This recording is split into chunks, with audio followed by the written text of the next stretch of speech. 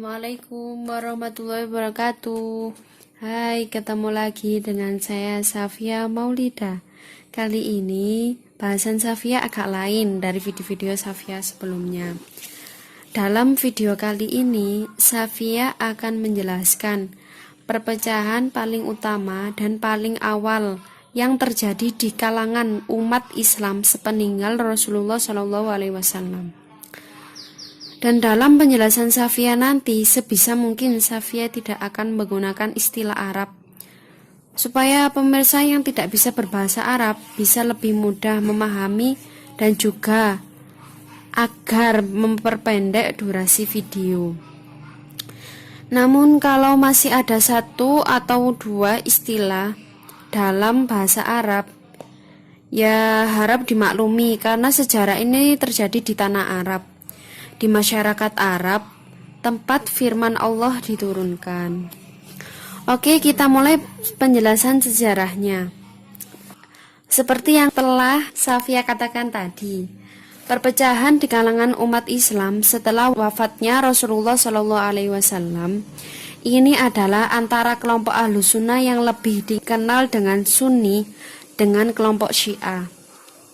Dan perpecahan ini masih terjadi sampai saat ini, di mana dari keseluruhan jumlah populasi umat Islam yang ada di dunia sekarang ini yaitu 1,6 miliar umat muslim, kaum Sunni berjumlah sekitar 90%-nya, dan sisanya yang 10% adalah kaum Syiah.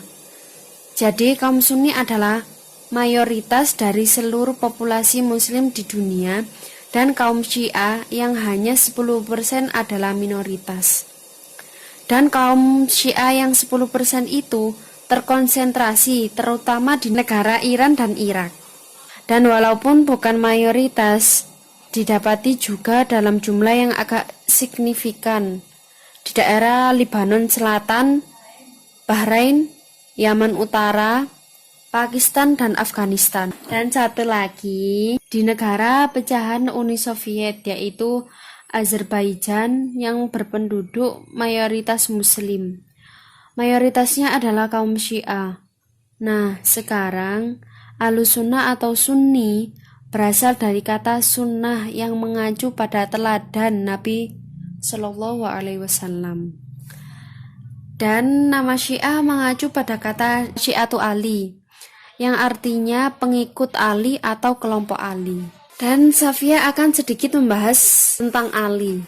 Siapa yang akan menggantikan Nabi Muhammad SAW setelah beliau wafat sebagai khalifah atau pemimpin umat Islam?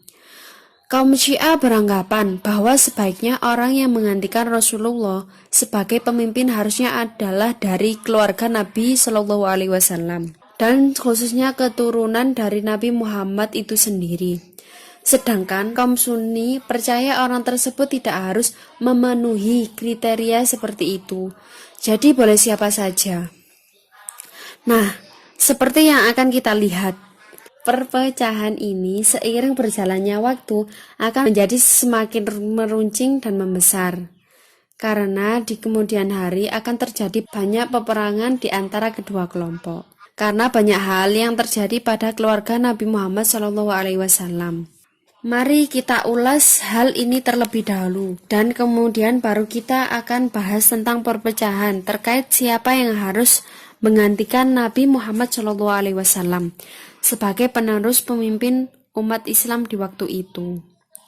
Nah, pemirsa dapat melihat Nabi Muhammad lahir pada tahun 570 Masehi.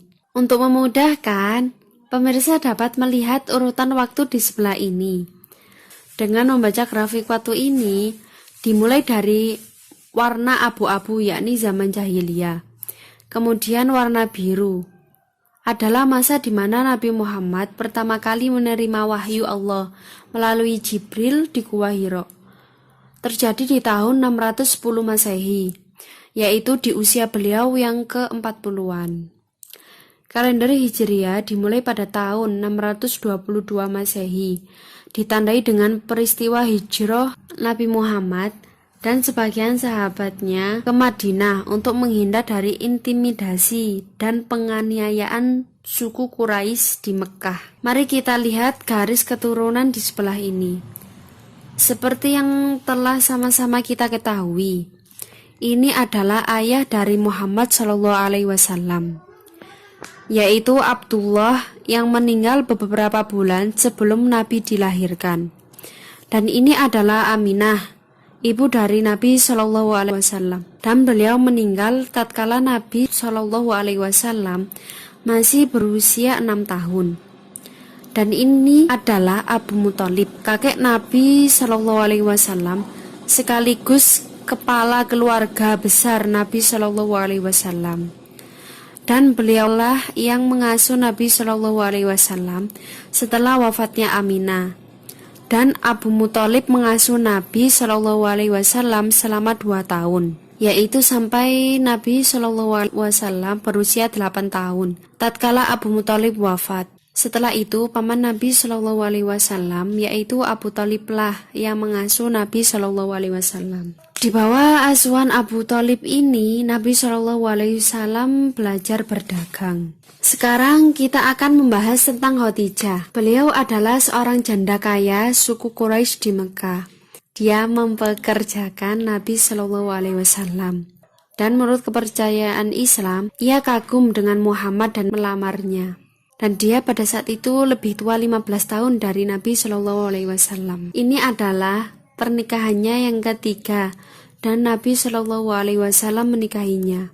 Khadijah adalah tokoh penting dalam Islam, bukan hanya karena beliau adalah istri pertama Nabi SAW, tetapi karena juga beliau adalah orang pertama yang mengimani kerasulan Muhammad SAW. Nah, Nabi SAW dan Khadijah dikaruniai beberapa orang anak, dan akan saya sebut saja salah satunya, yaitu Fatimah alaihissalam, karena Fatimah nantinya akan menikahi anak dari Abu Thalib, yaitu Ali. Dan Ali bin Abi Thalib ini adalah Ali yang pada awal tadi kita bahas, di mana kata Syiah atau Syiatu Ali berasal, dan yang artinya adalah kelompok atau pengikut Ali. Karena Ali dianggap sebagai orang kedua yang mengimani kerasulan Muhammad SAW setelah Khadijah. Dia adalah salah satu pengikut atau sahabat pertama Nabi SAW, seperti yang bisa kita lihat di tabel keturunan ini. Beliau adalah sepupu dari Nabi SAW. Beliau dan Nabi SAW juga dibesarkan di keluarga yang sama, yaitu keluarga Abu Thalib. Dan ditambah lagi beliau adalah menantu Nabi SAW. Seperti yang bisa kita lihat di tabel keturunan ini, beliau adalah sepupu dari Nabi SAW.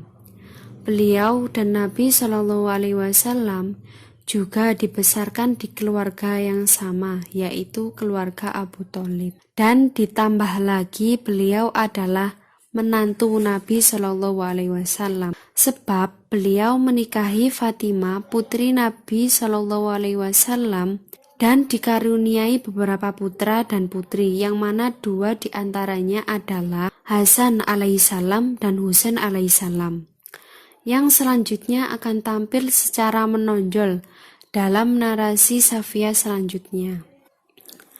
Nah, sekarang kita akan bahas tokoh lain yang bisa dilihat di tabel ini, yaitu Abu Bakar radhiyallahu anhu, yang mana beliau adalah orang terdekat Nabi SAW, juga salah satu muslim pertama.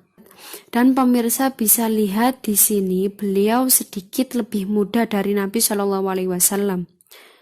Dan mereka berdua, yakni Nabi SAW dan Abu Bakar, terhubung oleh dinikahinya putri beliau yang bernama Aisyah oleh Nabi SAW. Aisyah dinikahi Nabi SAW setelah Khadijah wafat. Aisyah adalah tokoh penting pada masa-masa awal Islam. Beliau mempunyai kepribadian yang kuat. Kebanyakan hadis atau sunnah diriwayatkan oleh beliau. Hadis atau sunnah adalah catatan tentang hidup Nabi Shallallahu Alaihi Wasallam dan merupakan bagian yang paling penting dari agama Islam setelah Al-Quran. Dan beliau menikahi Muhammad pada usia yang masih belia. Sampai sekarang masih ada perdebatan tentang berapa usia beliau tatkala dinikahi Nabi Shallallahu Alaihi Wasallam.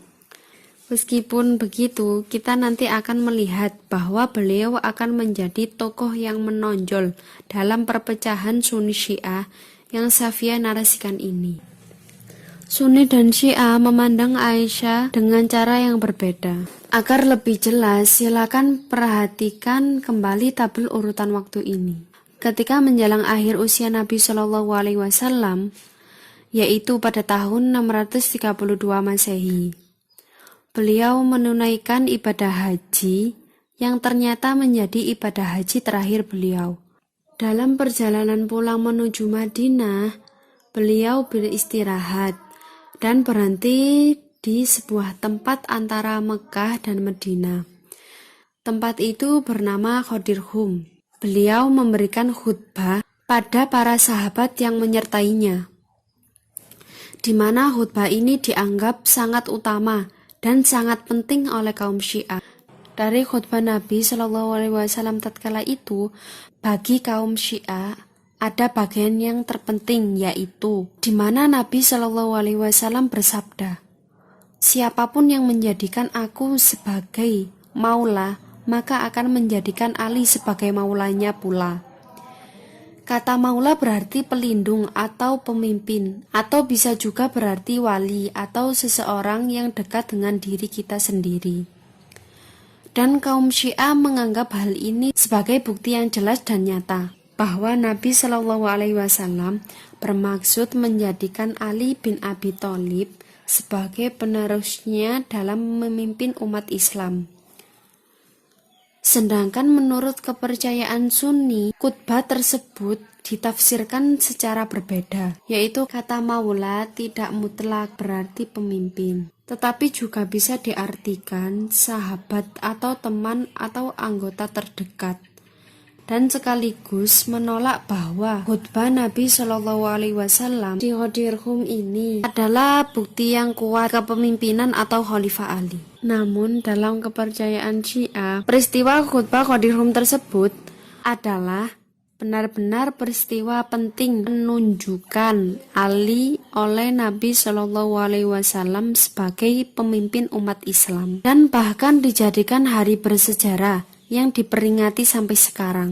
Syiah menjadikan khutbah Qadirhum sebagai bukti bahwa Alilah yang seharusnya menjadi penerus kepemimpinan Nabi Shallallahu Alaihi Wasallam selanjutnya. Kemudian, ketika Nabi Shallallahu Alaihi Wasallam wafat, dan menurut tradisi, tatkala keluarga merencanakan prosesi penguburan jasad Nabi Shallallahu Alaihi Wasallam, di tempat lain para sahabat Nabi Shallallahu Alaihi Wasallam yang lain mengadakan pertemuan dan membahas siapa yang akan menjadi penerus Nabi Shallallahu Alaihi Wasallam sebagai pemimpin atau khalifah. Dan kemudian pertemuan itu memutuskan bahwa orang tersebut yang pantas menjadi khalifah adalah Abu Bakar. Nah, seperti yang kita tahu, Abu Bakar menjadi khalifah yang pertama dan dia memerintah selama 2 tahun. Kemudian diteruskan oleh Umar radhiyallahu anhu yang kemudian dibunuh, dan kemudian diteruskan oleh Utsman radhiyallahu anhu yang kemudian hari juga wafat dibunuh. Dan kemudian Ali mengambil alih kekuasaan. Menurut kepercayaan Sunni, 4 khalifah ini dianggap sebagai Khulafaur Rasyidin atau khalifah yang mendapatkan petunjuk, dan di bawah kekuasaan keempat khalifah tersebut, agama Islam menyebar secara signifikan dan menjadi kerajaan Islam yang besar. Dalam kepercayaan Syiah, kaum Syiah beranggapan bahwa 3 khalifah pertama sebelum Ali adalah perampas kekuasaan Ali sebagai khalifah. Menurut kaum Syiah, Alilah yang seharusnya menjadi khalifah sejak dimulai wafatnya Nabi Shallallahu Alaihi Wasallam, yaitu pada tahun 632. Dan mereka menggunakan bukti sabda Nabi di Khodirhum adalah petunjuk Ali sebagai khalifah penerus, yang mana hadis tersebut telah disaksikan dan didengarkan oleh ribuan orang sahabat, dan ada banyak dari mereka yang meriwayatkan hadis ini. Dan sekarang kita kembali pada masa Ali sudah berkuasa. Tapi sebagaimana yang akan pemirsa lihat pada video narasi Safia selanjutnya, naiknya Ali sebagai khalifah justru memicu perang saudara pertama bagi umat muslim.